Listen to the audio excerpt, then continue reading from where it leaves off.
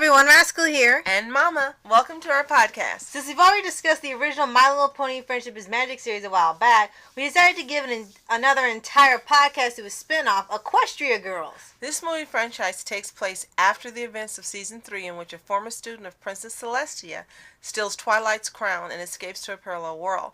When Twilight gets there, she discovers the world has all the ponies as humans at a high school. Because that hasn't been done before. It's always high school. Why don't you go to college or something? Oh, wait, no, then you can't show it. But, before I started watching My Little Pony, this didn't seem like a good idea to me. It was like, you're just trying to shove more out for the series. But, after we started watching My Little Pony, and then we got to Equestria Girls, we found out it actually was really good. Yeah, I really liked it. Yeah, it wasn't anything like I expected. I was pleasantly surprised. The storyline was good. The characters were great, and they somehow made it work that these ponies were transformed into human versions of themselves. Because Chloe the hedge fox. Mm-hmm. Yeah. And where we use her as Sunset Shimmer, but she also has her own OC, which is actually very well done. If you look at the picture she uses for herself, it's very well done. Right. When we saw it, we were actually surprised at how well it was written, and the characters actually look good as humans, because I know people always have human characters drawn as ponies, and it was rare they did it the other way, so they finally did a movie where they just had all these designs from ponies in human form. Right. And the story was actually pretty good, too. And if you've seen... Let's tell them the name of the first movie. Right, it's just Equestria Girls. And it took place after... the events of Season 3. Okay. And it was actually released in theaters first. But like the Powerpuff Girls movie, I don't think it was strong enough at the time because My Little Pony was still sort of new. Mm-hmm. And it was kind of bold to put out this spin-off in the theaters before it went to skyrocketing popularity like now. Mm-hmm. Like the MLP movie they got now that takes place before Season 8. It worked much better because the show's already a international icon and just insanely popular. Right. But despite that, it was still a good movie, very good story. There's still the lesson of friendship in there. Of course, they had to have the high school crush, as every other show on the planet does, with Flash Sentry, who's not a bad character. It's just that he doesn't do anything. Voiced by Vincent Tong. Right. Even Dudley said, he made a video reaction. He's like, is he going to appear anymore? He's like, no, I'm sorry. He's just in the beginning. He's like... Yeah, he just doesn't do much of anything in this show. He's just the love interest, and that's pretty much it. Which is a shame. They could have done more. And in the Equestria Girls, there tends to be more music. You have more songs, more music. Right, and they also have this way of how the magic transfers from Equestria, how it works differently there. Right. And in the first movie, it's also hilarious how Twilight has to get used to being human because she's terrified how humans look. She kept walking on floors at the time and people looking at her like she lost her mind. She didn't know how to write. She was using her mouth and she would go, and she couldn't write. And then she tried to use a keyboard. She was stabbing her knuckles on the keyboard because she couldn't type it. And it was really just hilarious how it all plays out. And won't give away the ending or anything, but even though they have a little bit of the high school trope in there, it was still a great movie to start off this franchise. Right. Okay, the second movie is Rainbow Rocks. And this takes place after Season 4, because they set up the events to where everything's already cleared out, and then another story can happen after that season is over. It's kind of like you get an intermission movie before the next season starts. And in this one, they had 3 sirens that had been transported to the human world for a while, and they feed off the negative energy from people, and that's how they get the energy to give out the negative energy, so it's kind of like this weird paradoxical power, and they want to use the equestrian magic that's been sent there because of the humane six, as they call it there. Right. And that's how they're going to take over. And you could have just gone to like a radio station and done the same exact thing and much quicker, but okay. And Twilight had to go back and, save the day once again. And they had Sunset Shimmer there, helping them out. And it was also this thing with her where people didn't trust her still because of what happened in the first movie. Right. And she was constantly having to deal with that. And except for her friends that she had for the first time, no one really wanted to deal with her, or they were terrified because of what she did, and no one would ever let that go. Every time you turn around, they would talk about it like, "Oh, I'm sorry, no offense." He's like, "Nah, none taken." Right. And then, and I really liked this one as well.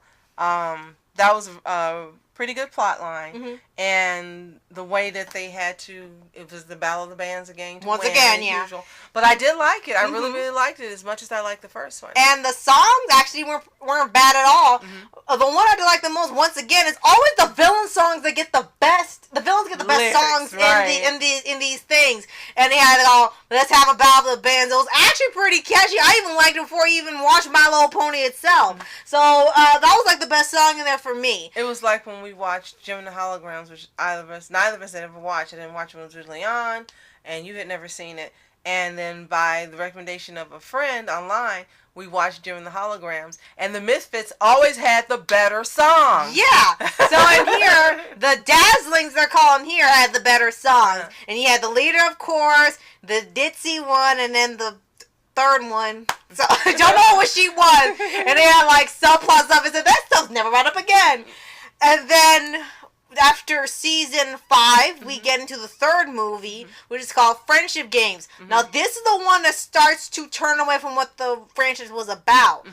They still have the danger, but it's a different type of danger. You find the that world's Twilight there, because she's actually sort of a scientist there, so she's been noticing all these levels of magic, and she goes to the school to find out where it's coming from. And she's sort of the very, very, very nerdy one of that world, and she's really shy. Unlike Twilight, who was kind of strong from the beginning, she was a little bit of the opposite, where she was really shy and didn't know what to do, and could be easily manipulated. And the original Twilight did not appear. And the reason why was because of what happened as that season was ending. So there was no way for her to go back. She was distracted. So that was the excuse for it. And I wasn't happy that Twilight Sparkle was not in it. I remember because where is Princess Twilight Sparkle? Like, she's not in it. Like, what? Yeah. They even mentioned in the movie, they found an excuse to put in there and said, we can't access the portal, so we can't contact her. So that was the way of making sure she didn't have a way to get back into the franchise. And this is also when they started having the weird ways for the use of magic. At first supposed to be the magic of friendship, and it was powerful in every world. Then it became about the music that brought the magic. Then it was just helping people. Well, maybe because it was in the, a human version world, maybe it was a different way of accessing it because they were humans. But then it kept changing every movie. I could get the music, okay, so friendship and music, okay. But then in this movie, then it turned to doing their, like, the cutie marks and their talent and helping us. Then that brought it in. Then another movie was another thing, and then it got to a point where even the movie they said, that's magic too, I guess. And even they pointed and said, movie even admits that it's running out of ways to explain magic because it's just popping out everywhere now. There's no explanation anymore. It's like, oh, it's magic and that's it. And even the movie knows it's not right.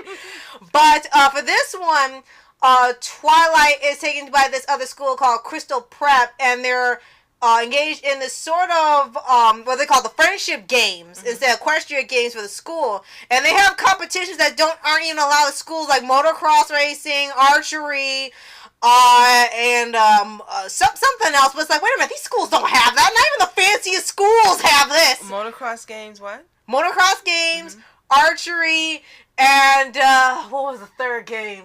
It was. I forgot what the third one was. Yeah, some schools do. I don't know, but motocross, I don't know.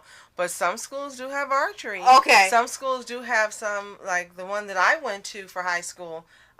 We just had a whole range of different sports. We had the usual sports, basketball, volleyball, and so forth.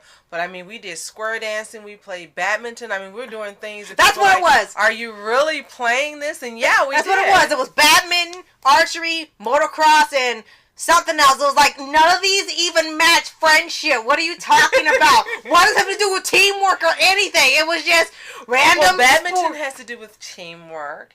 And archery, too bad they didn't use it. Archery has to do with teamwork, because in order to win these games, you have to rely on your teammates in order to get your scores.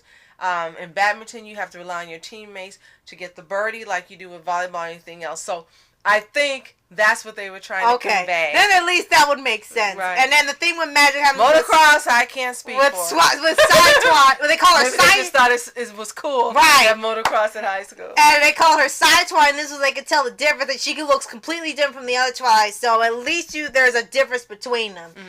And then the thing happens with her magic. We won't reveal what, but it's kind of odd considering how magic works with the other characters. Then it's different for this person. My guess is maybe it's the lack of confidence or control, kind of like with Marco and the Monster Arm. That's as much as I can gather. Right. Now the last movie they did was after season 6 called The Legend of Everfree, which is actually the camp movie, and they take this field trip to Camp Everfree, which is, if you know in the show, it's this dangerous forest that constantly tries to kill the ponies. It's like, how is this a camp? That shouldn't even be safe for children to go to, but somehow it is.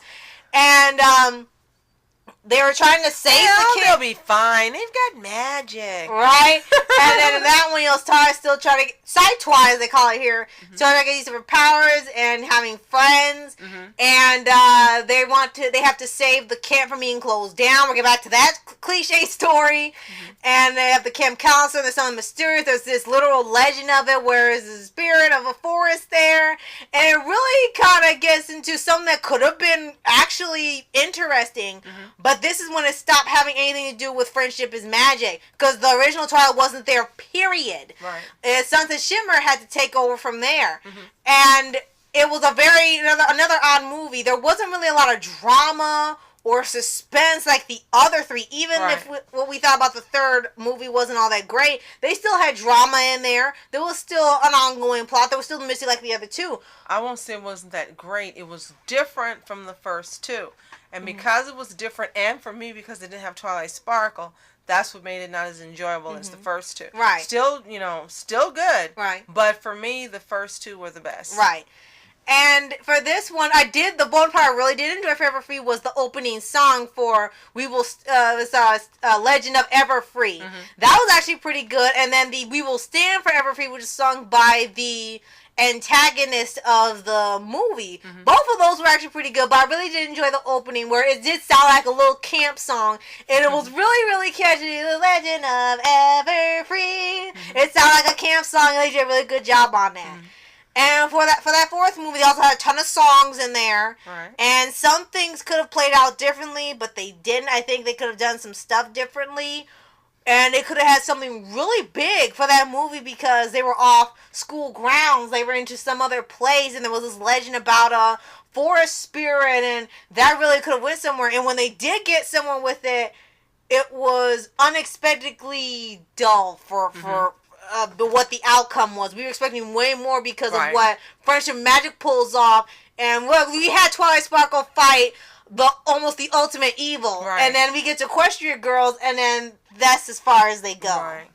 And then after this, first of all, this is brilliant marketing, putting a movie after the end of each season.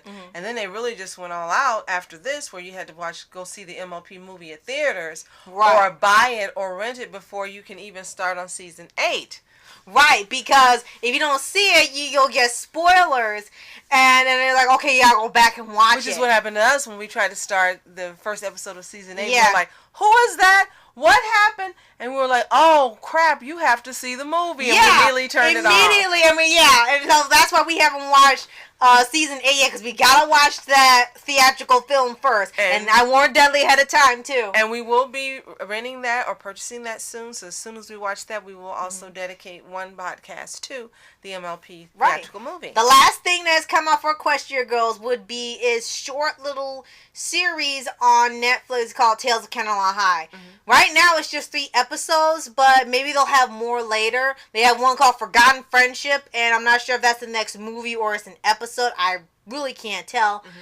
But they have this kind of short arc where they had this girl who got a magic mirror. It was kind of like in reference to Monster High's 13 Wishes, where when she wished for something in the mirror, it would make it happen or make something disappear or grant whatever she wanted.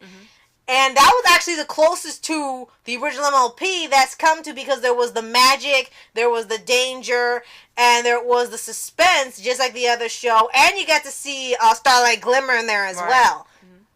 So just keep giving us these awesome movies. We can't wait to see the theatrical movie. And again, once we see that, we will give you a review of that as well. So for all you bronies and Pega sisters, thanks for listening. I'm Rascal Entertainment. And I'm Mama Entertainment. Have a toontastic day. Peace. And remember, friendship is magic. And reporters sitting flashing lights, trying to walk around, man, who the hell are you? What you wanna do? Well, man, it's on you. Man, it's on you. With her in my dreams, she was my queen. A castle in the mountaintops, rivers and streams. Plucking sunlight.